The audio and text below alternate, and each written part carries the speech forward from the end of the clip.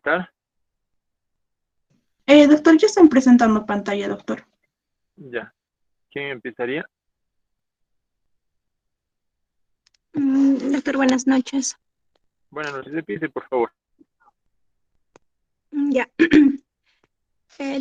Doctor, compañeros, tengan muy buenas noches. En la ocasión vamos a hablar sobre manifestaciones dermatológicas de coagulopatía y vamos a hablar específicamente de lupus eritematoso, esclerodermia y dermatomiositis. Siguiente. Ya. Para dar un inicio, para iniciar la exposición, vamos a hablar sobre el lupus eritematoso de manera muy simple. Esto viene a ser la designación de una gama de tipos de enfermedades que van a estar vinculadas por manifestaciones clínicas distintas y patrones también que van a estar definidas por la autoinmunidad celular y humoral. Siguiente, por favor. Mayormente el lupus se va a darse en mujeres de edad fértil y va a efectuar desde manifestaciones potencialmente letales de lupus eritematoso sistémico, que van a ir de aguda hasta la afectación cutánea limitada y exclusiva, que van a ser el crónico. En la imagen se puede observar de que, como les mencioné, de que va a ir, ¿no?, desde lo va a ir desde enfermedades cutáneas únicamente, que va desde el lupus eritematoso cutáneo crónico hasta enfermedades sistémicas, que el lupus eritematoso cutáneo va a estar relacionado con el sistémico y va de lupus crónico al lupus cutáneo agudo. Siguiente, por favor. El lupus eritematoso sistémico, esta va a ser una enfermedad autoinmunitaria multisistémica, va a afectar a varios sistemas del organismo. Las lesiones cutáneas van a corresponder a las lesiones del lupus eritematoso cutáneo agudo y también subagudo, y rara vez va a ser el crónico. Siguiente. El lupus eritematoso cutáneo va a afectar entre el 70 al 85% de los pacientes que van a presentar lupus eritematoso sistémico. Cuando, por ejemplo, un paciente va a venir ya con un diagnóstico de lupus eritematoso sistémico, puede venir, digamos, a emergencia. Entonces, lo que se va a observarse es lo que va a presentar eritema malar, y es en ahí donde va a actuar donde vamos a hablar sobre el lupus eritematoso cutáneo. Siguiente. La incidencia se va a dar en personas de afroamericanas e hispanos en una edad de entre 30 años en mujeres y 40 en varones, y claramente que se va a dar mayormente en mujeres de edad fértil. Van a existir factores desencadenantes, por ejemplo, pueden ser antecedentes familiares en no menor al 5%. La luz solar, la fotosensibilidad también va a afectar para que se active, y también van a existir fármacos que van a desencadenar eritemas malares. Por ejemplo, pueden ser la hidralazina, anticonvulsivos o también la procainamida. Siguiente. En este cuadro, antes de poder hablar de lupus cutáneo, tenemos que primero para clasificar el lupus eritematoso sistémico, se tiene que hablar de criterios, entre los cuales debe presentar 4 criterios positivos, los cuales tienen que estar incluidas el criterio clínico, un criterio clínico o un criterio laboratorial. Por ejemplo, en el laboratorial puede presentar un ANA, un anti-DNA, un anti-SM, anticuerpo antifosfolipídico, o complementos como el C3, C4, o también la prueba directa de Coombs. Ahora, en el criterio clínico, puede presentar un lupus cutáneo agudo, un crónico, puede presentar úlceras nasales, orales, también puede presentar artritis, serositis, puede tener problemas renales como también neurológicos o hematológicos como anemia hemolítica, leukopenias. Entonces, recalcando nuevamente es de que para clasificarlo tiene que cumplir 4 criterios positivos, pero siempre tiene que existir un laboratorial. Si solamente son 4 criterios clínicos, entonces no. tiene que existir sí o sí el laboratorial. Siguiente. Ya. En aquí, por ejemplo, es otro cuadrito. Está más agrandado, ¿no? En la parte que quiero mencionar. Ya, que en aquí para que se tome netamente dermatológico, los criterios que se van a considerar van a ser lupus cutáneo agudo, en el cual el criterio clínico va a hablar sobre el rash malar que va a presentar, o el lupus cutáneo crónico, donde presenta erupciones discoides clásicas, o también la alopecia no cicatrizal, que va a tener un adelgazamiento difuso o fragilidad del cabello. Y también habla sobre las úlceras orales o nasales, que puede existir úlceras del paladar, también puede existir úlceras bucales, de la lengua o nasales. Siguiente.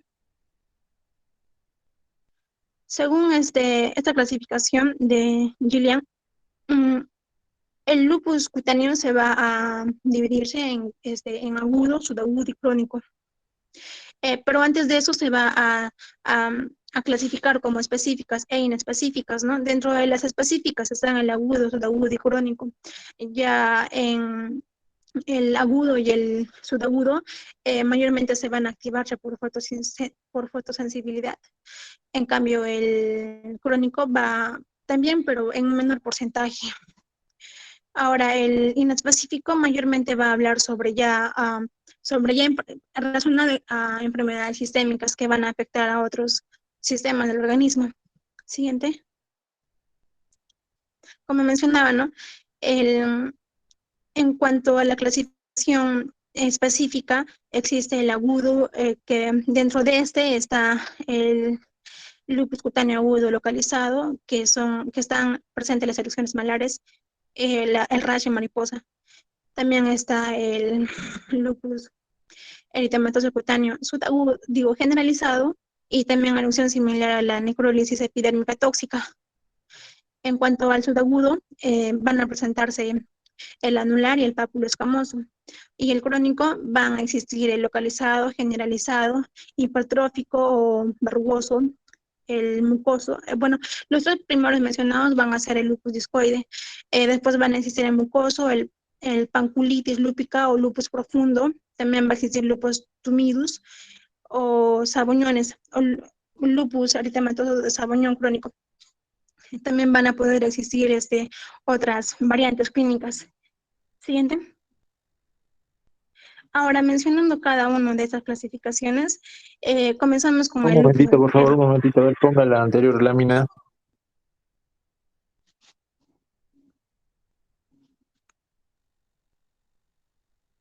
Ok, miren, siempre es bueno recordar y no confundir. Una cosa es el lupus eritematoso sistémico, y otra cosa es el lupus cutáneo. ¿Ok? Son dos cosas distintas. El lupus cutáneo es una enfermedad independiente. Tener lupus cutáneo no significa tener lupus eritematoso sistémico. El lupus eritematoso sistémico, como su compañera lo ha mencionado, tiene sus propios criterios. Y el lupus cutáneo puede dividirse en lupus cutáneo agudo, lupus cutáneo subagudo o lupus cutáneo crónico. Estos en realidad son criterios diagnósticos para poder diagnosticar lupus eritematoso sistémico. ¿Puede haber pacientes que tengan solamente el lupus cutáneo? Sí, sí.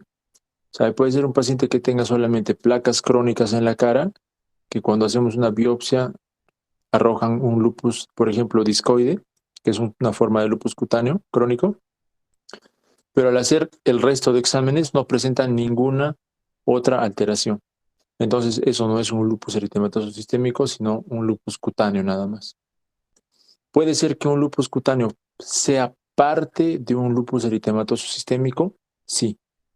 Cuando tenemos un paciente que tiene esas mismas lesiones que les he mencionado, un lupus discoide, por ejemplo, pero además tiene dos criterios diagnósticos, ¿no? De repente tiene anticuerpos antinucleares positivos o de repente tiene anticuerpos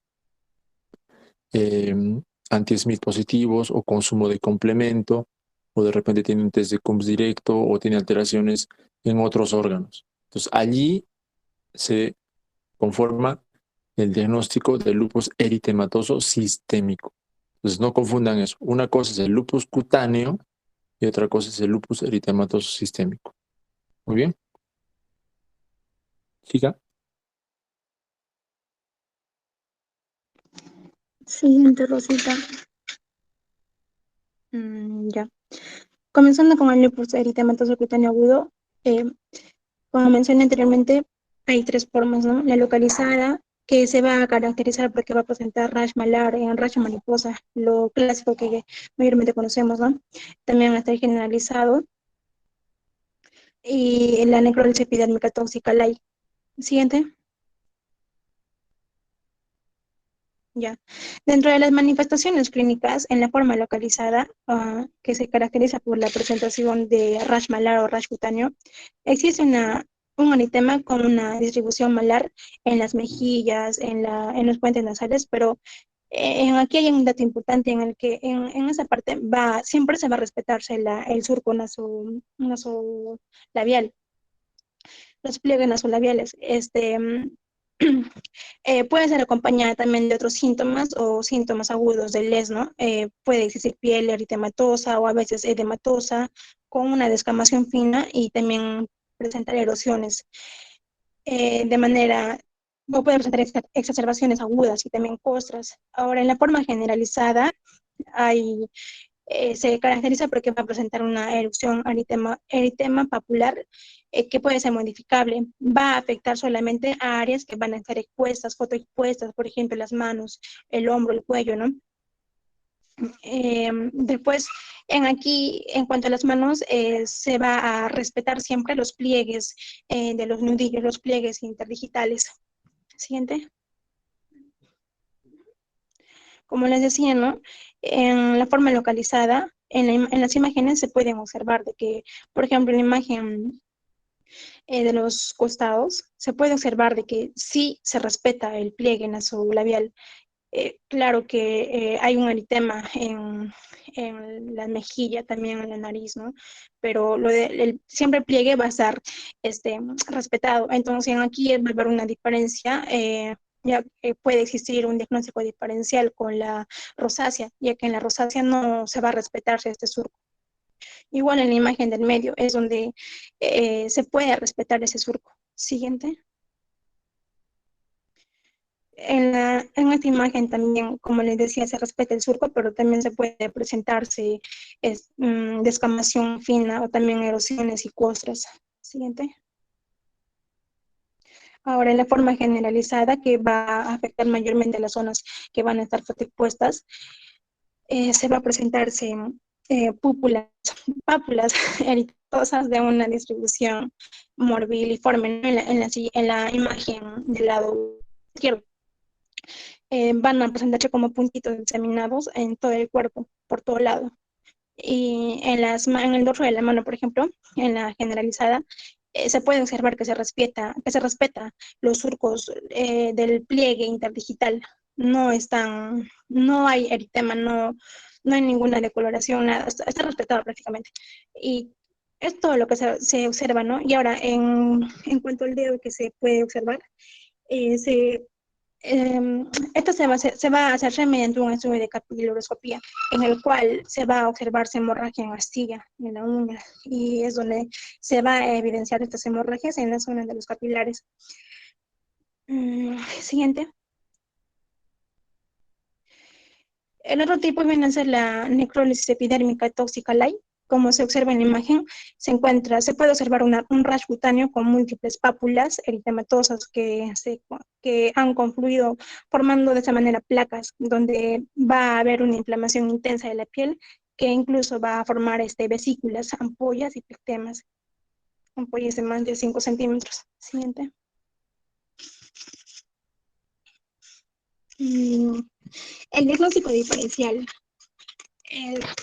Van a ser dos principalmente, rosácea y la dermatomiositis. Rosácea, como les dije, no va a respetar los surcos nasogenianos, va a invadir. afectan, ¿no?, los tractos surcos, y también hay una presencia de pápulas, pústulas, y también hay una exacerbación del eritema con desencadenantes, por ejemplo, cuando la persona empieza a comer algo picante, o cuando hace ejercicio, o cuando toma café, chocolates. Y el otro viene a ser la dermatomiositis, que va a afectar, afecta al pliegue también nasolabial. En aquí no respeta tampoco. Todo el rostro va a estar afectado, va a presentarse un eritema, y también va a haber una descamación edematizada generalizada. Lo característico en esa parte es de que va a haber una coloración purpúrica a predominio del párpado superior e inferior, en el cual incluso hay una decoloración, hay una coloración violácea en esa parte. Eso viene a ser el diagnóstico diferencial con el lupus cutáneo agudo. Siguiente. En el diagnóstico histopatológico, lo resaltante aquí es de que va a haber un aumento de mucina, el ácido hialurónico más colágeno en la dermis. También va a presentar un infiltrado intenso perivascular y perianaxial de linfocitos con células plasmáticas ocasionales, pero no eosinofílicos. Aparte de esto, va a existir hiperkeratosis, existe un taponamiento folicular, hay una atrofia epidérmica o hiperplásica, hay una incontinencia de la melamina, reacciones liquenoide, también va a existir cuerpos de Sivate diseminados, e incluso también hay un engrosamiento de la membrana basal. Siguiente, Rosita. El otro tipo viene a ser el lupus eritematoso cutáneo subagudo. También presenta diferentes tipos: el anular, el papuloscamoso, el inducido por drogas, y las variedades menos comunes, por ejemplo, ectodérmica, poiquilodérmica, eritema multiforme, LAI o vesículo buloso anular. Siguiente. Frecuentemente esto va a estar asociado con pacientes que van a presentar lupus eritematoso sistémico. Entre un 10 a 15% de los pacientes van a estar relacionados con este tipo de lupus cutáneo.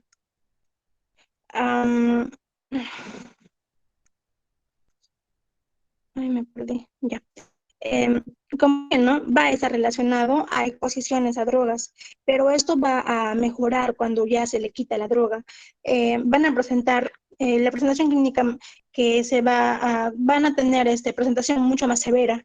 Va a existir un componente buloso o vasculítico, y también puede tener varios criterios de LES, ya sea por fotosensibilidad, por antígeno positivo, artralgias o osteopenias. Siguiente. Aquí, por ejemplo, hay algunos fármacos que van a activar el lupus eritematoso cutáneo, es subagudo. Por ejemplo, están los IECAS, el captopril, están los antirrítmicos, procainamida, medicamentos anticonvulsivos como la fenoteína, están los antifúngicos, antihistamínicos, están los bloqueantes, antibloqueantes, bloqueadores de canales de calcio, el diacén. Bueno, están diferentes medicamentos que van a poder activar este tipo de lupus. Siguiente. En cuanto a las manifestaciones clínicas, va a afectar a zonas fotoexpuestas.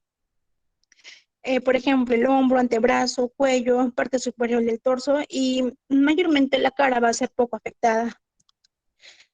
Como se puede observar en la imagen, por ejemplo, es donde va a afectar esa parte del hombro, por el simple hecho de estar puesta. Ahora va a empezar como pápulas pequeñas, rojas, brillantes, eritematosas, que van a ser ligeramente escamosas, y luego evolucionan a placas psoriasiformes, o si no, placas anulares de color rojo brillante. Aparte que también va a existir una despigmentación marcada cuando las lesiones van a ceder, que van a ser similares al vitíligo. En esta imagen, por ejemplo, de la señora se observa placas rojas, redondas, ovaladas, anulares, que, como mencioné, ¿no?, también puede estar en la cara, ser poco probable que esté en la cara, ya, pero van a estar también afectados los carrillos, el cuello, como se puede observar, y la parte superior del tronco, donde se van a mostrarse en cada placa roja se muestra una descamación pequeña. Siguiente. El diagnóstico histopatológico va a mostrar menos taponamiento folicular e hiperkeratosis, y el infiltrado linfocítico perivascular y de apéndice es menos superficial. La organización de la membrana basal y depósito de mucina en la dermis, la membrana basal se va a encontrarse delgada, se va a encontrarse ausente o si no mínima. Siguiente. Las enfermedades que pueden presentar pápula, en el diagnóstico diferencial, las enfermedades que van a presentar pápula o placas eritematosas puede hacerse mediante la psoriasis o también la tiña corporis, que mayormente viene a ser el diagnóstico diferencial. También está presente el eczema numular, dermatomiositis o el linfoma cutáneo. Siguiente. Ahora, hablando del tercer tipo, hablamos del lupus eritematoso cutáneo crónico. Como mencioné, el lupus eritematoso cutáneo discoide representa el 73 a 85% en los pacientes y vienen a ser localizado, generalizado e hipertrófico. También dentro de este grupo crónico encontramos al tumido, al lupus profundo,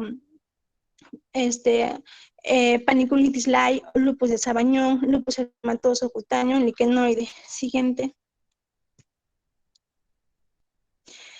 El lupus eritematoso discoide va a afectar mayormente a mujeres entre edad de 20 a 45 años. Va a ser grave en personas de raza afroamericana.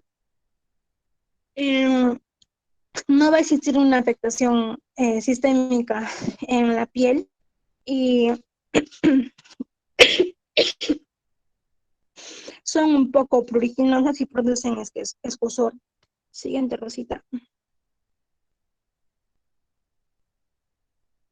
En cuanto a las manifestaciones clínicas, las lesiones cutáneas que van a comenzar como pápulas rojo brillantes, con placas con bordes definidos y descamación adherente. La descamación viene a ser difícil de retirar, ya que van a obstruir los folículos pilosos, las placas verrucosas.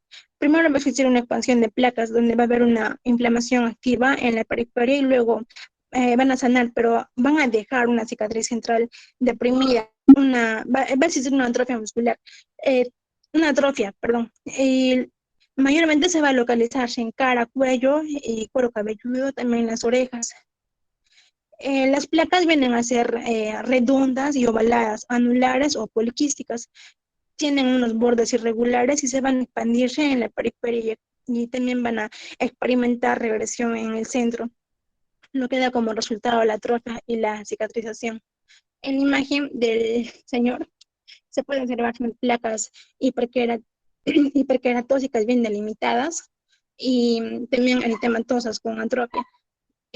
Como dice la teoría, ¿no? Que va a existir un taponamiento folicular y también escamas adherentes en los carrillos que se puede observar en la imagen. Eso viene a ser la presentación característica del lupus discoide crónico. Siguiente, Rosita. Otra imagen viene a ser esta.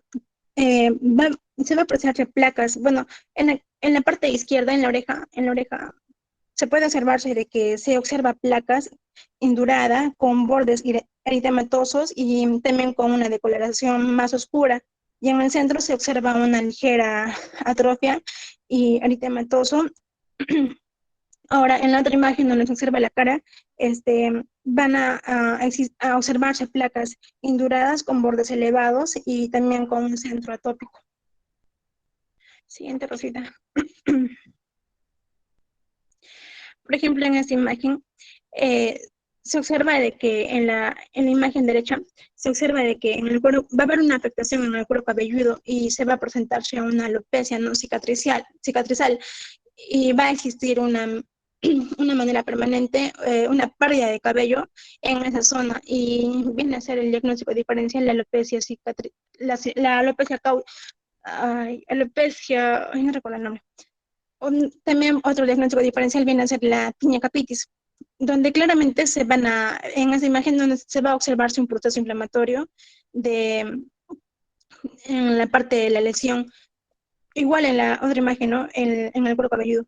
En aquí también se puede observarse la pérdida de cabello de manera permanente, por eso se va a llamar una alopecia no cicatricial, donde se daña, aquí es donde se va a dañar por completo el folículo y ya no va a crecer más cabello. Siguiente. En cuanto al diagnóstico histopatológico, se va a encontrar hiperkeratosis, taponamiento folicular, cambios maculares en capa basal, infiltrado inflamatorio, linfocítico, membrana basal delgada, va a haber mucinas en dermis y también va a haber microscopía de inmunofluorescencia positiva. Siguiente. El diagnóstico diferencial aquí viene de la tinea facial o granuloma facial, como se puede observar en la imagen, sarcoidosis, lupus vulgar o tuberculosis cutánea, desórdenes linfoproliferativas que pueden ser benignos o también malignos, o leishmaniasis cutánea. El lupus hipertrófico o verrugoso puede confundirse con líquen plano hipertrófico, querato, se puede confundir con líquen plano hipertrófico. Siguiente, Rosita. En cuanto al lupus eritematoso atómico, que viene a ser otro tipo del crónico, tiene una mayor incidencia en personas fumadores, en pacientes fumadores. La manifestación clínica aquí viene a ser que va a presentar placas o nódulos fotodistribuidos crónicos de color rosa y violáceo, como se puede observar en la imagen, ¿no? A la vez también puede ser edematoso.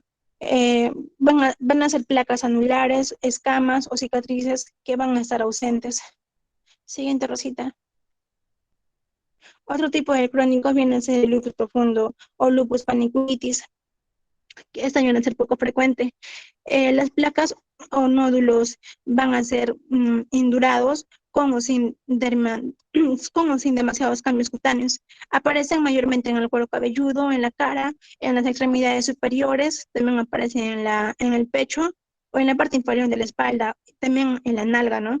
Y esta viene a ser dolorosa y pueden también desarrollar úlceras o calcificaciones en sitios afectados.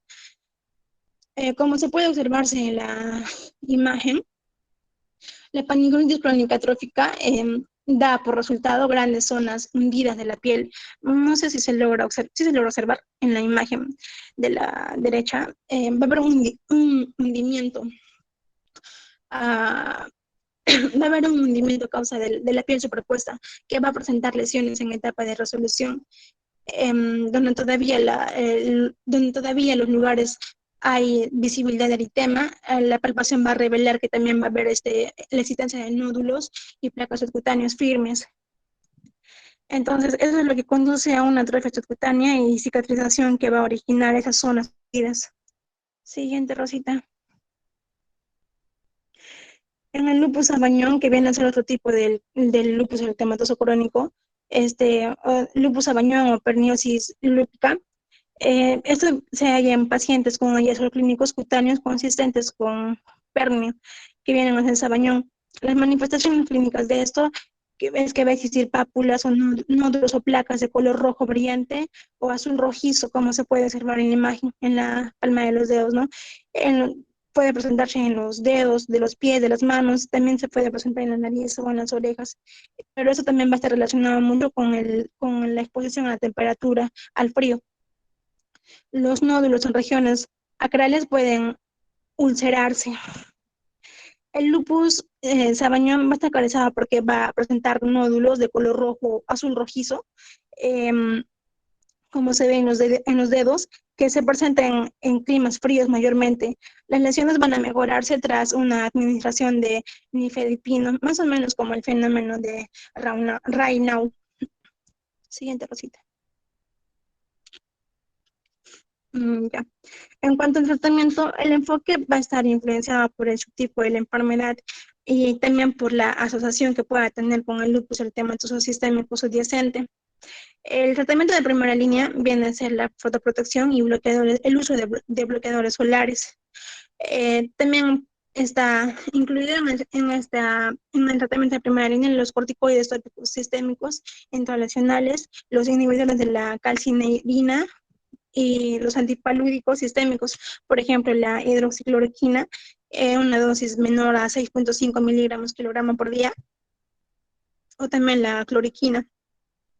A esto se le puede adicionar la quinacrina en una dosis de 100 miligramos 3 veces al día. Siguiente. También se puede usar el metrotrexato como segunda línea, que trae beneficios adicionales si incluye el tratamiento del lupus eritematoso sistémico con componente inflamatorio articular. Esto se puede administrarse vía oral o subcutánea. Otro medicamento viene a ser el micofenidato mofetilo, que el beneficio adicional trae beneficio adicional a pacientes que van a presentar nefritis lúpica. Y por último está la acetropina o la tiroidomida de 100 a 300 miligramos por día. También va a estar presente aquí la lenalidomida, retinoides sistémicos y la dapsona oral. Siguiente, Rosita.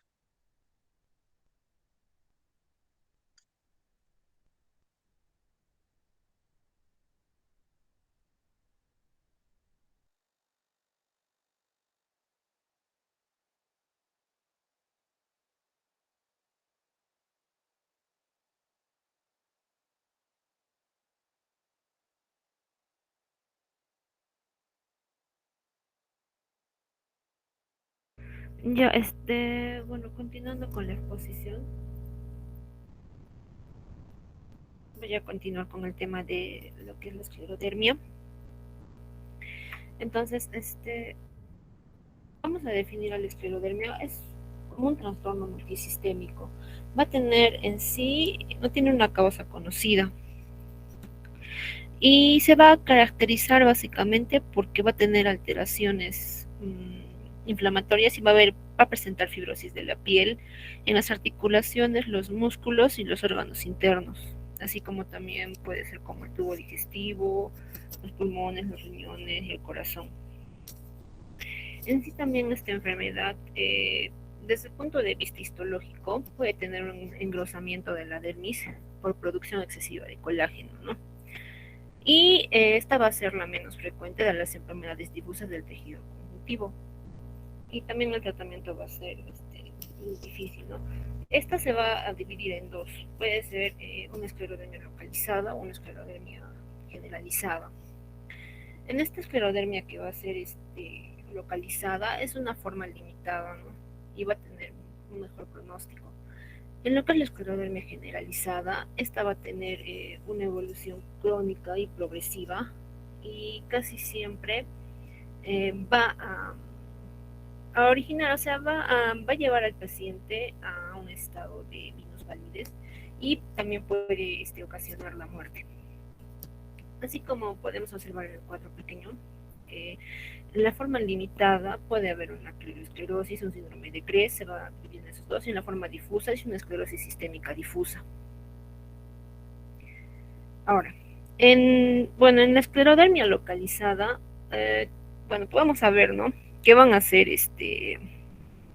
son placas esclerosadas que van a estar limitadas y pueden presentarse en diversas formas, tamaños. En ocasiones pueden ser pequeñas y van a ser de 1 o 2 centímetros. Puede haber una esclerodermia en gotas, otras que son placas y van a ser mayores de 5 a 10 centímetros. Y también va a haber una esclerodermia que es la llamada en banda y que también son placas lineales, ¿no? Y también va a haber una que es la anular y se ve sobre todo en personas de raza negra. Entonces, la forma más común va a haber la esclerodermia en placas o morfea, que en sí se va a tratar de una placa que, como podemos observar, ¿no? Va a ser la placa morfea puede también puede verse así como podemos ver en la imagen. Se va a presentar una esclerodermia en banda y se presenta en la misma forma, pero en este caso, como podemos ver, las placas esclerosadas, aquí están, por ejemplo, esta puede ser, ¿no?, la morfea, la esclerodermia en placas. La otra que podemos observar va a ser la esclerodermia en banda. Esta va a ser lineal y va a seguir la longitud del miembro afectado, ¿no? Y en los niños, esta placa en banda va a dificultar el crecimiento. También podemos ver que cuando va a afectar al muslo, va a seguir el trayecto del músculo sartorio. Y también tenemos que tener en cuenta que pueden aparecer en cualquier parte del tegumento, ¿no? Pero también se pueden ver especialmente en el tronco. Ahora, podemos ver, por ejemplo, en la esclerodermia localizada se puede dar a cualquier edad, inclusive pueden darse en los niños, y va a predominar también en la mujer. Como podemos observar en esta imagen, en la cara se puede observar en la frente, ¿no? Una línea media, en la línea media a un lado de forma de una banda que está de 2 a 3 centímetros de ancho y está deprimida. Como podemos ver aquí, esto de aquí, y que puede llegar hasta el hueso y es conocida como esclerodermia en golpe de sable. De esta forma se puede presentar también. Ahora, el otro que es el IUM es una banda circular de piel esclerosada y se va a observar más que todo en los dedos, sobre todo del pie, ¿no? Va a estrangular por completo y esta sí va a poder producir una amputación, así como podemos ver en la imagen. Ahora, en lo que es la esclerodermia generalizada y sistemática, esta va a afectar a toda la piel. Afecta a toda la piel y también a diversos órganos. Y bueno, también va a predominar en la mujer y sobre todo en personas de la cuarta y quinta década de la vida. No se observa en los niños y se puede iniciar también, se puede iniciar a una corta edad y sus manifestaciones pasado años después se pueden manifestar. Por ejemplo, en esta imagen que podemos ver de la señora, vemos que es una fascie que no, o sea, los pliegues del rostro no se ven, ¿no? Y también tiene esta nariz en un pico de pájaro, puede ser, y también tiene una fascie que está en una sola expresión y no puede cambiar de expresión, es una fascie que está en esta misma expresión. Entonces, la epidemiología y citología en esta esta enfermedad es rara, no es muy frecuente. Entonces, estas afectan a todas las razas, ¿no? Incluida una que menciona en especial la literatura, que era la tribu de Choctaw y de Oklahoma. Y esta va a comenzar en la edad adulta, principalmente entre los 30 y 40 años de edad, y va a predominar en las mujeres. En su patogenia se va a desconocer el origen y se puede orientar algunos datos hacia la autoinmunidad y se ha relacionado con el complejo de histocompatibilidad, el DR1, DR2, DR3, DR5 y el DQA2. También se ha encontrado una incidencia alta en los mineros, en personas sobre todo que están expuestas a solventes, a polvo de sílice, cloruro de vinilo, resinas o también hidrocarburos acromáticos y complementos sintéticos como el triptofano. En esta figura, por ejemplo, les puedo explicar mejor porque en su patogénesis de la esclerosis sistémica va a haber una lesión tisular. Puede ser por una predisposición genética, puede ser por estímulos ambientales. En estos estímulos ambientales pueden estar presentes virus, disolventes orgánicos. Hay particularmente en los virus, como el citomegalovirus humano, el parvovirus B y el virus de Epstein-Barr, contribuyen al desarrollo de la esclerodermia de una forma que van a inducir daño vascular. Entre otros, cuando afectan al endotelio, va a haber la activación de las células endoteliales y estas van a incrementar la expresión de las moléculas de adhesión celular que van a secretar quimiosinas y endotelinas, ¿no? En sí, esto se va a traducir también va a producir una inflamación. Y en la inflamación, las células que van a actuar van a ser los linfocitos T y los macrófagos. Estos van a producir, citocinas y factores de crecimiento que van a inducir la síntesis de proteínas de la matriz extracelular por los fibroblastos, dando lugar a una fibrosis. Entonces, esta fibrosis va a ser progresiva. Y en esencia, eso es lo que va a pasar en la esclerodermia, ¿no? Que el principal cambio va a ser la fibrosis. Y esta va a condicionar los datos clínicos de esta enfermedad. Y pues en esta fibrosis se van a ver las fibras colágenas tipos 1 y tipo 3 que progresivamente van engrosándose. Y también está, ¿no? Lo que es comprometido también la autoinmunidad, que a partir de los linfocitos B se van a activar las células plasmáticas y también así los autoanticuerpos. Ahora, en las manifestaciones clínicas puede iniciarse de dos formas, que puede ser una forma insidiosa y una forma brusca, ¿no? En la forma insidiosa podemos observar que hay enfriamiento de las puntas de los dedos y su palidez, ¿no? Va a haber intolerancia a los cambios de temperatura, y esto van a ser básicamente van a ser las manifestaciones de un síndrome de Raynaud. Y también puede haber endurecimiento de las manos, que se conoce como una clorosclerosis o una esclerodactilia. Esta esclerosis va invadiendo poco a poco toda la superficie cutánea. En la forma brusca, que puede darse, ¿no?, en ocasiones, se va a asociar a un intenso edema en el rostro, en la cara, en el tronco, en las manos y en los pies. Y este edema no va a desaparecer. Lo que va a hacer va a ser sustituido lentamente por esclerosis, que pronto va a cubrir toda la superficie de la piel. Y esto va a hacer que va a invalidar poco a poco al paciente. Y el paciente se va a ver a medida que pasen los días, se va a ver como si estaría en una armadura, y no le va a permitir dar movimientos elementales, ¿no? Otros, como ya les había mencionado, ¿no?, el fenómeno del Raynaud. Este se va a dar en 28-55% de comienzos, ¿no? Se van a comenzar con este fenómeno del Raynaud, y principalmente en las manos, y puede preceder 3 a 20 años a la enfermedad. En sí, esta va a ser una insuficiencia vascular y se va a producir en respuesta al frío o a las emociones. Comienza con una palidez y después va a haber una cianosis, y luego se va a recuperar espontáneamente.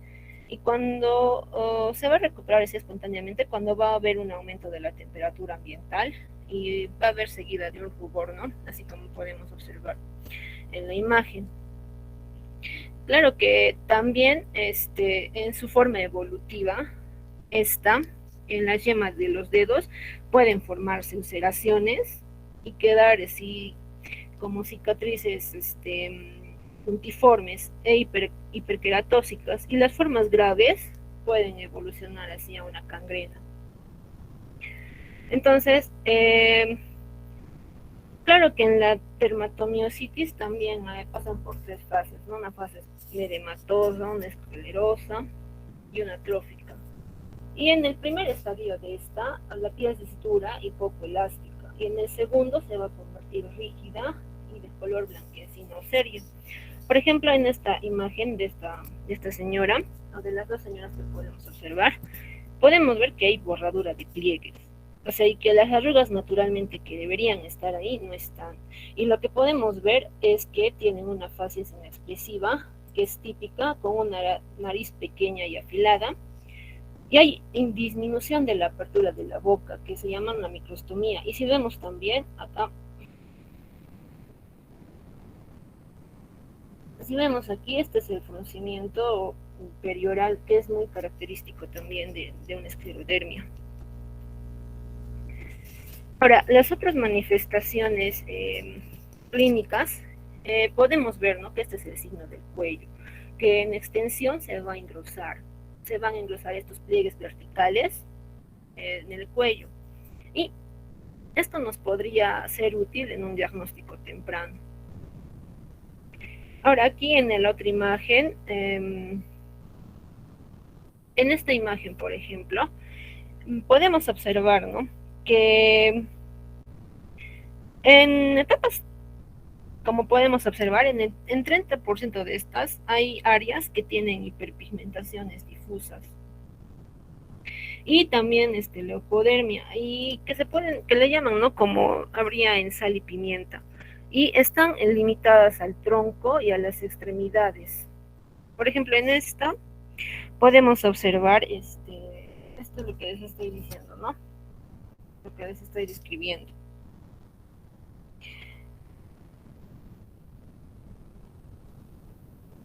Ahora, en estas imágenes que les he mostrado, también vamos a ver que después de 7 a 10 años, el comienzo de la enfermedad se van a encontrar ulceradas en las piernas y también se pueden encontrar calcinosis cutáneas. Puede ver que el calcio esté depositado en pequeños focos alrededor de grandes articulaciones y en los dedos, y esto puede producir dolor. También pueden abrirse y pueden dejar salir un material en aspecto de yeso. Por ejemplo, en esta imagen, de aquí, podemos ver que tienen hay unas erosiones, ¿no? Hay unas erosiones pequeñas a focos alrededor de las manos, por ejemplo, estas erosiones pequeñas. Y otra cosa también que podemos observar es que en etapas tardías afecta a las manos y genera el agarre en esclerodérmica, ¿no? El agarre esclerótico.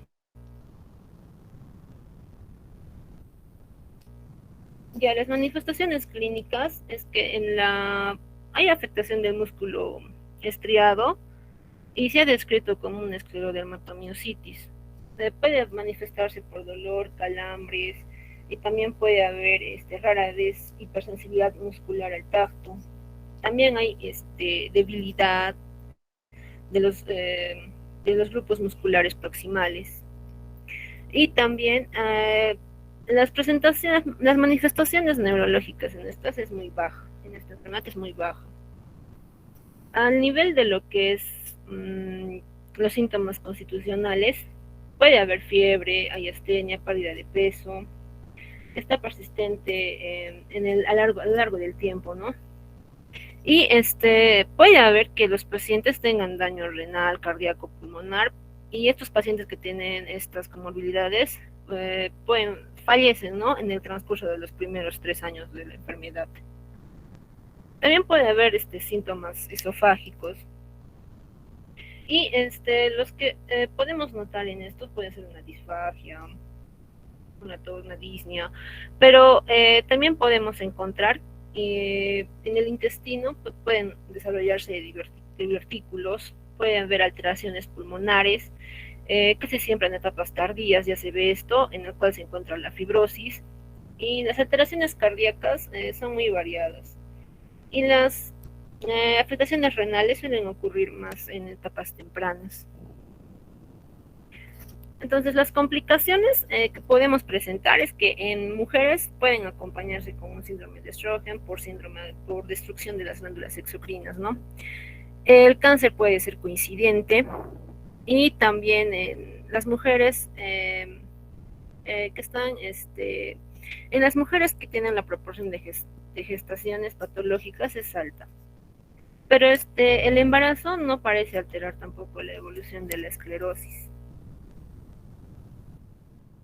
Bueno, en el diagnóstico es más por los síntomas y signos que encontramos en el paciente, ya que para hacerle el diagnóstico se encuentra ya a veces, casi siempre, cuando la enfermedad ya está bien desarrollada.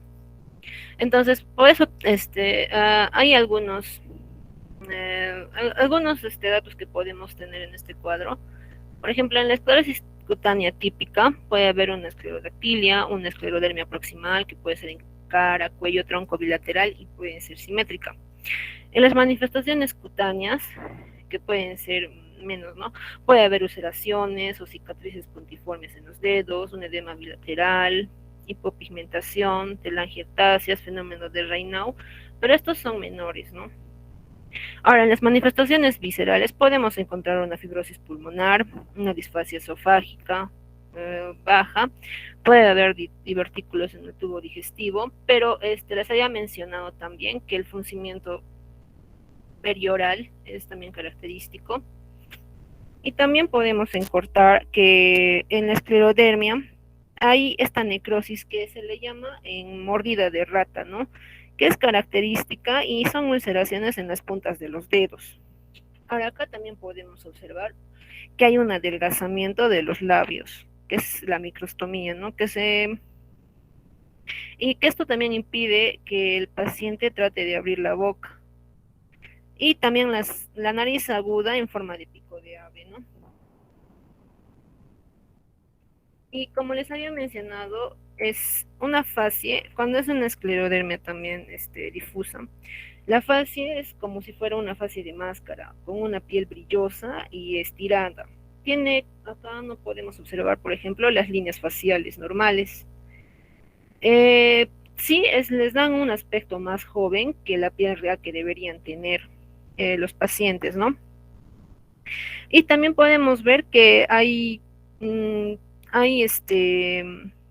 zonas blanquecinas también, ¿no? Pero más es la fase inexpresiva, como si fuera una máscara. Se han desarrollado criterios de ACR de 1980, criterios mayores y criterios menores, ¿no? En los criterios mayores había la esclerodermia proximal y en los criterios menores una esclerodactilia, cicatrices digitales o pérdida de sustancia de los pulpejos de los dedos, la fibrosis pulmonar basal bilateral. Entonces, se decía que la esclerodermia si cumplía el criterio mayor o dos criterios menores. Sin embargo, hay unos criterios sistémicos de ACR regular, que es del año de 2013, que tiene una sensibilidad del 91% y una especial del 92%.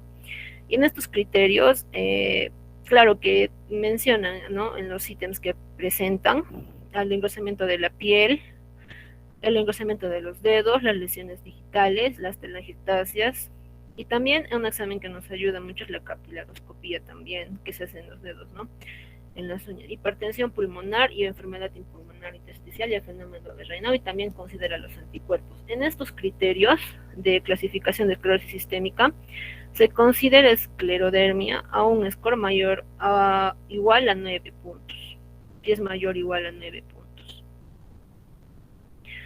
Ahora tenemos otras características, ¿no?, que nos pueden ayudar. Por ejemplo, en esta también relaciona los anticuerpos con la forma clínica, y también nos indica a qué afección orgánica está afectando, ¿no? Y la presencia de un determinado anticuerpo se va a asociar a una afección visceral, que puede conllevar a un peor o una mejor supervivencia. Por ejemplo, el topoisomerasa. En la forma clínica, esclerodermia difusa, ¿no? Afectación orgánica, la fibrosis pulmonar cardíaca. Podría ser relacionado de acuerdo al anticuerpo y a la forma clínica con la afectación orgánica. Ahora, tenemos un examen más, que es los criterios de Rondan Skin, que son un score modificado. En estas nos va a ayudar ya también a ver qué tan engrosado está la piel, ¿no? Y en esta podemos observar que si es igual a 0, no hay espesor de la piel apreciable. Si se ven todavía, ¿no?, las líneas de la piel cuando se les arruga, se les aprieta con los índices aquí como hacen el examen. Y va a ser una MRSS 1 cuando hay un grosor de piel leve. Y 2, una MRSS igual a 2 donde hay un grosor de piel moderado. Y un MRSS igual a 1 donde hay un grosor ya severo de piel también. Y estos van a ser de acuerdo a estas figuras que nos están mostrando también, ¿no? ¿Con qué se les hace el diagnóstico diferencial? Bueno, en la esclerodermia localizada, en la bibliografía mencionaba que se tenía que hacer el diagnóstico diferencial de dos procesos donde también hay atrofia y también en placas en cierto grado de esclerosis, como en el líquen escleroso y atrófico y la afrodermia idiopática de Pacini y Pierini-Kensi. Estos procesos se les considera de la misma familia, solo que en grados diferentes de la misma enfermedad, ¿no? También en sí, en general, la esclerodermia debería hacerse el diagnóstico diferencial con enfermedades mixtas de tejido conjuntivo, o sea, lupus eritematoso, una dermatomiositis, la morfea diseminada, un escleroderma, las fascitis eosinofílicas y la enfermedad de injerto contra huéspedes, ¿no? Y también con la artritis reumatoide. El pronóstico de esta enfermedad, básicamente aquí es peor en varones y afroestadounidenses. Si, por ejemplo, está relacionado con los anticuerpos también, ¿no? El anti-S, el SCL70 y el ACA van a ser específicos para esclerodermia. Es solo que los primeros se van a, el SCL70 van a tener, se van a observar en los pacientes con afectación cutánea visceral extensa y son de mal pronóstico. Y el ACA van a estar presentes en el síndrome de Cres, ¿no? El síndrome de Cres, ¿qué quiere decir? Cres es una calcinosis, el síndrome de Raynaud es la disfagia, en síntesis, esta es la esclerodactilia y la T es la telangiectasia, ¿no? Entonces, puede ser en esclerodermia la principal causa de muerte es el daño renal. En el segundo lugar estaría la insuficiencia respiratoria y seguida a esta va a estar la infección cardíaca y la gastrointestinal. Bueno, en el tratamiento, básicamente se le recomienda al paciente, ¿no? Es de manejo multidisciplinario y se le va a recomendar los cambios de estilo de vida y el tratamiento también de las complicaciones sistémicas. Entonces, justamente les mencionaba, ¿no? Que debemos medir también de acuerdo a la escala de Rothman, que ya les he mostrado, para dar un tratamiento adecuado. Entonces, entre las medidas generales, podemos recomendar la dieta fraccionada en 5 a 6 raciones pequeñas y que duerma el paciente con la cabecera elevada 10 a 15 centímetros para evitar el reflujo gastrointestinal, ¿no? En los fármacos que podemos dar, también en las medidas generales se le tiene que recomendar que evite la exposición al frío, ¿no? Que use guantes en las manos y también que se controle si habría alguna otra comorbilidad como hipertensión, ¿no? Ahora, los fármacos que están mencionados en esta enfermedad está la D-penicilamina, que se utiliza en dosis de 750 miligramos por día, pero se va a empezar con una de 250 miligramos. Y se incrementa de manera progresiva hasta alcanzar la dosis de sostén, ¿no? La mejoría se debe observar al año ya, ¿no? Al año. Y es necesario continuar la administración al menos 4 años hasta observar la mejoría. Si bien la D-penicilamina genera efectos beneficiosos, también genera muchos efectos adversos. Y esta en particular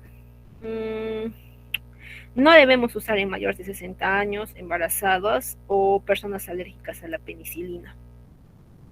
Otro medicamento son los glucocorticoides. Tienen un efecto limitado. Disminuyen los síntomas osteoarticulares y mejora el estado general, pero esta no va a impedir el avance de las manifestaciones viscerales. Se puede iniciar con una dosis de 0.5 a 1 miligramo por kilogramo por día. En especial aquí la bibliografía menciona la prednisona. Y se va a disminuir progresivamente hasta alcanzar una dosis que sería de 5 a 10 miligramos por día, ¿no? Otro fármaco que también menciona la bibliografía es la colchicina, que es de 1 a 2 miligramos por día y se administra 5 días a la semana. Da un mejor resultado cuando la evolución es breve, pero sí podría usarse Otras opciones de tratamiento puede ser la fototerapia. Se puede usar en la calcinosis del síndrome de Krebs, el diltiazem, y como también ya lo mencionó mi compañera, el nefidipino se puede usar para el síndrome de Raynaud, ¿no? Y también otro fármaco que podemos usar en esta enfermedad es el mesilato de imatinib. Pero en conclusión, no existe un tratamiento ideal, menciona la bibliografía, ¿no? Bueno, ahora iniciamos con lo que es la dermatomiositis. Esta es una enfermedad que básicamente es un trastorno inflamatorio, un trastorno inflamatorio difuso del tejido conjuntivo, que también es de origen desconocido. Puede ser autoinmune y básicamente esta va a afectar múltiples sistemas, ¿no? Y se va a caracterizar por una poliomiositis del músculo estriado bilateral simétrico y también proximal.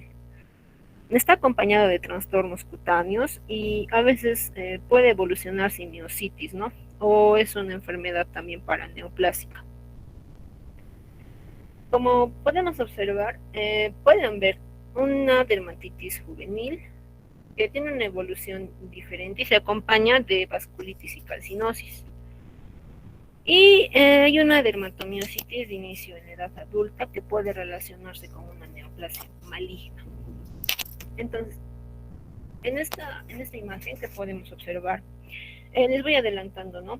Que en la dermatomiositis podemos encontrar un eritema heliotrópico. Que es una púrpura rojiza, que en este caso vemos en los párpados superiores. Y en los párpados inferiores hay un edema, ¿no? Esta mujer tiene 55 años, ya es un paciente mayor, y presentaba debilidad muscular y también presentaba una masa, ¿no?, en la mama que resultó ser un carcinoma. Entonces, este concepto que nos mencionan en la literatura sí se comprende en esta paciente, que se relaciona con una neoplasia. Ahora, en su epidemiología y en su etiología también va a ser más frecuente en las mujeres. Es más frecuente, puede ser en los jóvenes y niños, entre el quinto, esto varía, ¿no? Puede ser de 5 a los 10 años, pero otras bibliografías pueden decir de 4 a 10 años, ¿no? Y básicamente es una enfermedad que se puede presentar anualmente, tiene una incidencia de 2 a 10 casos por millón, y su prevalencia es de 5 a 8 casos por 100.000 habitantes. En su patogenia se desconoce la causa, pero la patogenia involucrado, factores infecciosos, también virales, endocrinos, genéticos, autoinmunes y también en ocasiones una neoplasia interna. En sí, no se ha logrado aislar un agente infeccioso viral. Solo existe una asociación que menciona la bibliografía, que es con el retrovirus y el virus Coxsackie-B, que estos van a invadir los músculos, dañan el endotelio vascular y causan la liberación de citocinas, ¿no? Entonces, tenemos que tomar en cuenta que dentro de 60 al 80% de los pacientes se detectan anticuerpos nucleares y citoplasmáticos específicos, y que esta tiene una asociación con las neoplasias y debe tomarse en cuenta, y ante una sospecha clínica debemos realizar la búsqueda de alguna neoplasia que puede estar produciéndola, ¿no? En cuanto a su clasificación, podemos ver esta clasificación que menciono de las bibliografías, pero esta que la clasifica en 6 tipos clínicos es un poquito más concreta. Entonces, el tipo 1 es una miositis de lesiones cutáneas. El tipo 2 es una polimiositis y lesiones cutáneas. En acá puede haber dermatomiositis, esa es la dermatomiositis clásica. La poliomiositis o dermatomiositis acompañada de neoplasia, que es la paraneoplásica. La poliomiositis o dermatomiositis infantil o juvenil, que que es mortal o benigna, la poliomiositis o dermatomiositis relacionada a otra enfermedad del tejido conectivo, ya sea lupus eritematoso sistémico, esclerosis sistémica progresiva, síndrome de superposición o enfermedad mixta de tejido conjuntivo. O puede también ver una dermatomiositis sin miositis, que es la dermatomiositis amiopática. Entonces, bueno, ¿qué tenemos que entender sobre esto? En sus manifestaciones clínicas puede iniciarse de una forma brusca también o insidiosa. Y en el primer caso puede suceder después de una exodoncia, que es una expansión dentaria, o después de una amiloidectomía, ¿no? Entonces, esto se instalan los síntomas cutáneos y los generales. Estos síntomas que producen van a ser muy crónicos y van a invalidar lentamente a las personas. Puede haber una miastenia, una debilidad muscular. Y en sí, en las manifestaciones cutáneas van a aparecer en cara, cuello, tronco, codos, rodillas y dorso de las manos. En el nivel de la cara puede presentarse edema, eritema, difusos, en ocasiones de mariposa, ¿no? Como en el ES. En el cuello no es raro, pero el aspecto poiquilodérmico puede presentar una eritema, una atrofia de pigmentación y una telangiectasia.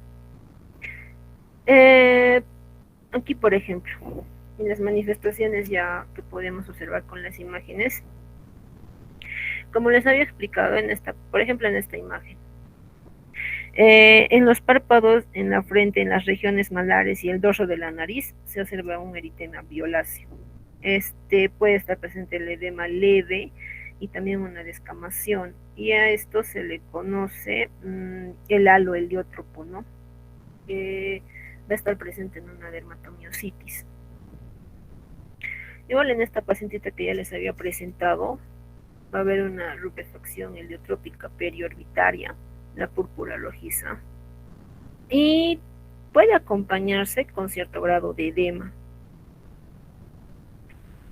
Otra de las manifestaciones cutáneas, estas manifestaciones pueden extenderse y afectar incluso a la piel cabelluda. Y como también lo había mencionado en el ESMO, puede haber una alopecia no cicatricial. En sí también puede haber en el cuello, la piel adquiere un aspecto poiquilodérmico con eritema atrófica y también en pigmentación y telangiectasia. Y en las palmas también podemos observar lo que es el fenómeno de Raynaud. Lo que observamos en esta paciente, por ejemplo, hay un eritema violáceo, como podemos observar aquí en el área de los párpados, en todo lo que es la región vital, ¿no?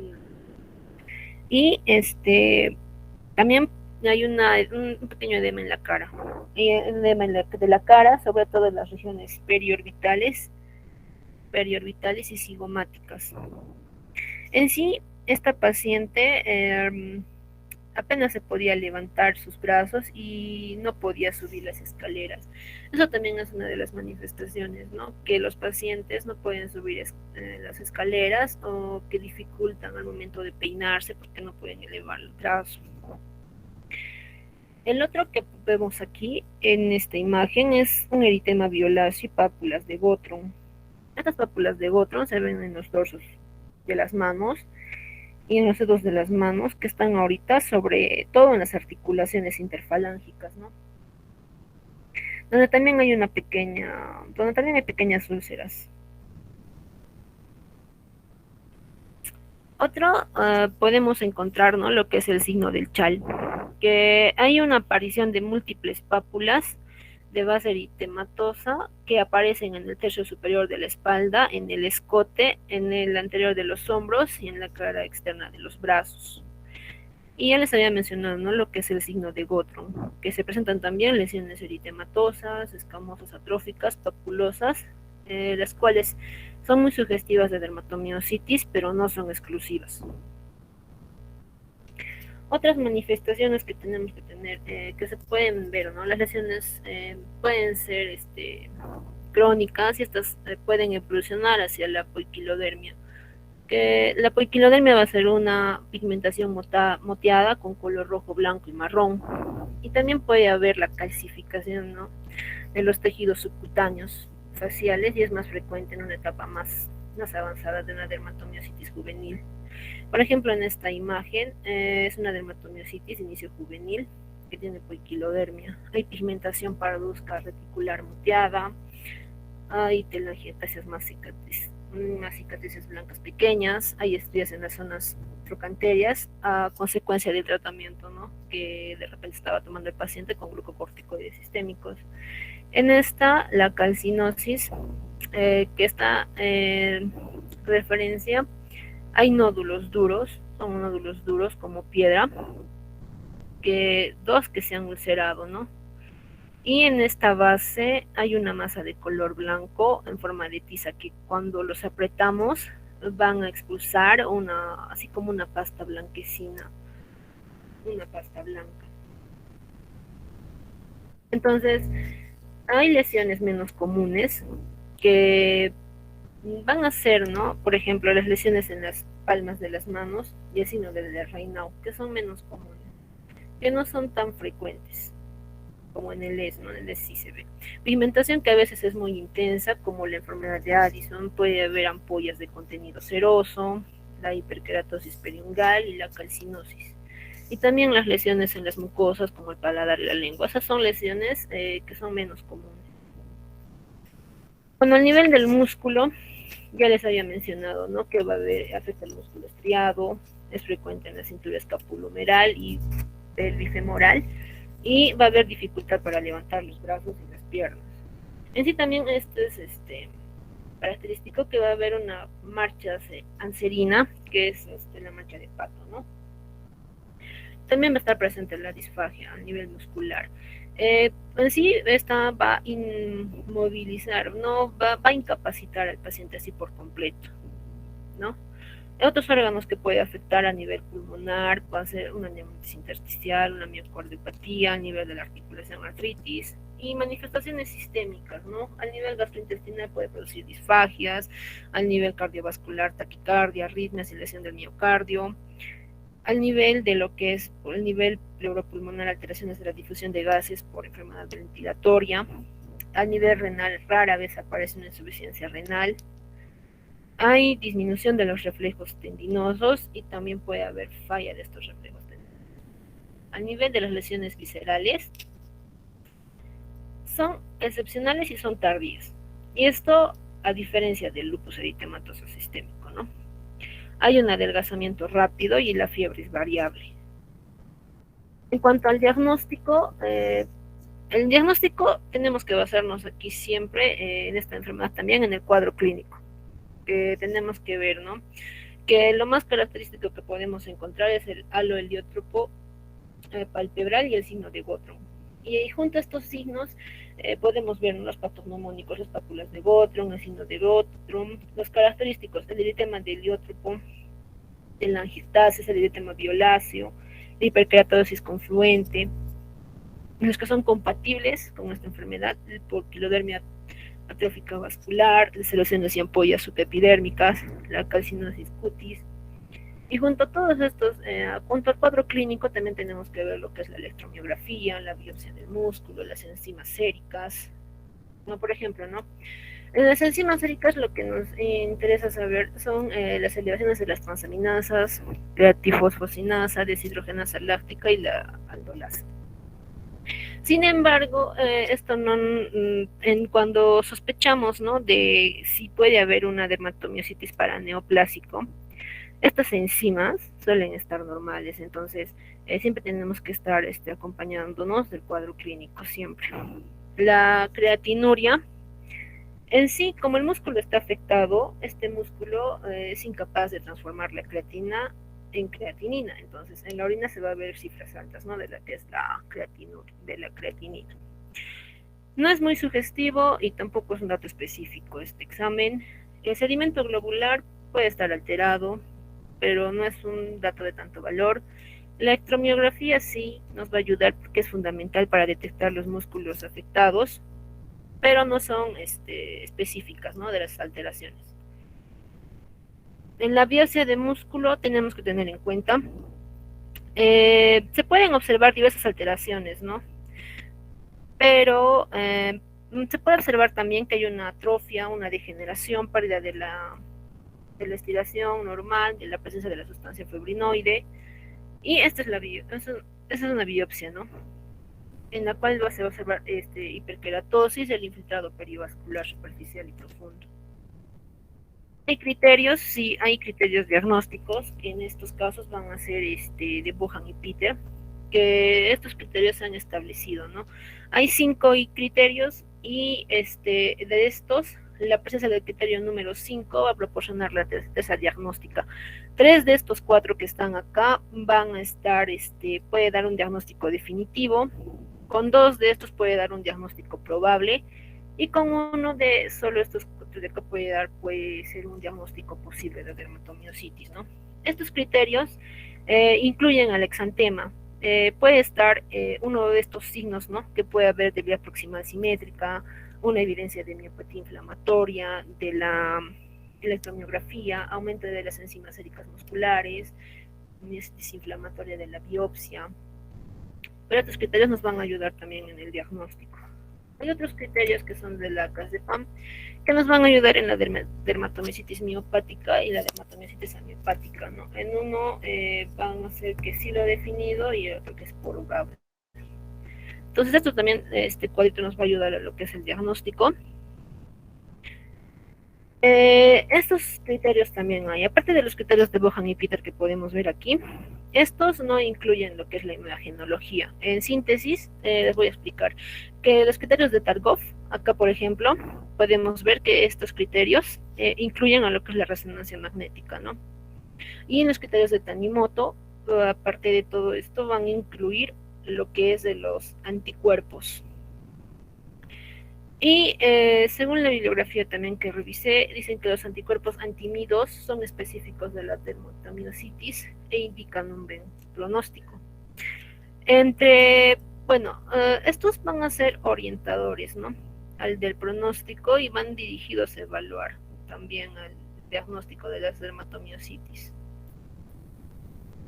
Para los diagnósticos diferenciales en los que tenemos que tener en cuenta es con otras enfermedades de tejido conjuntivo, ¿no? Lupus eritematoso sistémico, la esclerodermia sistémica, la triquinosis, la esquistosomiasis, la fotosensibilidad, dermatitis de contacto, dermatitis seborreica, la psoriasis, dermatitis atópica. También los efectos, ¿no? Miopatías por intoxicación, porque hay medicamentos como las estatinas y la hidroxiluria que pueden producir cambios de la piel que recuerdan una dermatomiositis, ¿no? El pronóstico, la mortalidad es de un 25%, se puede controlar con un tratamiento adecuado. El pronóstico es mejor en las formas amiopáticas y la forma juvenil remite en promedio en 5 años y son predictivas de evolución más crónica, la persistencia de pápulas de Gottron, la calcinosis y anormalidades del pliegue ungueal. Como es el tratamiento, en estas podemos usar lo que es los corticoides, ¿no? Pero van a estar, los corticoides están indicados por vía sistémica. En esta enfermedad tampoco han mencionado que hay un medicamento eficaz. Sin embargo, nos podemos apoyar en este medicamento, ¿no? En los corticoides también la elección es la prednisolona. Y la dosis son un poco menores que el que se usa en el lupus eritematoso sistémico, que es de 50 a 60 miligramos de inicio. En casos de que hagan resistencia a los medicamentos a dosis de 100 miligramos, es conveniente asociar otros inmunosupresores como la satioprina o ciclofosfamida a dosis de 100 a 150 miligramos diarios. Y si notamos la mejoría en los movimientos y hay desaparición del estado inflamatorio de los músculos, debemos iniciar la rehabilitación por una fisioterapia. Tenemos que también reducir gradualmente la dosis de los medicamentos hasta llegar a una dosis de sostén que mantenga libre al paciente de su sintomatología y que mantenga al normal en las cifras de las enzimas séricas, ¿no? En caso exista una neoplasia asociada a la dermatomiositis, si se trata la neoplasia, la sintomatología de la dermatomiositis va a desaparecer. Y bueno, este es un cuadro resumen de los temas que hemos tocado hoy día, ¿no? Del lupus eritematoso sistémico, de la dermatomiositis y de la esclerodermia. Y eso sería todo. Muy bien. Bueno, son temas bastante complejos, pero no por ello son raros. Lupus eritematoso sistémico y también el lupus cutáneo cada vez se ve más. La esclerodermia en su forma localizada también no es raro verlo, es bastante frecuente. Y cuando se presenta la forma sistémica, tiene unas características muy clásicas.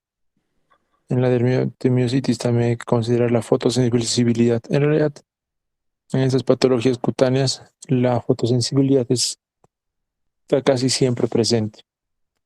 Es importante conocer las formas clínicas del lupus eritematoso o del lupus cutáneo.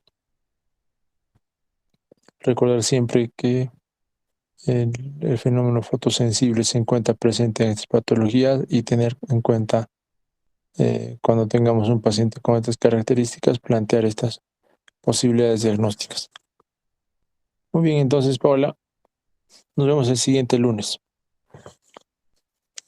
Está bien, doctor, muchas gracias. Hasta luego.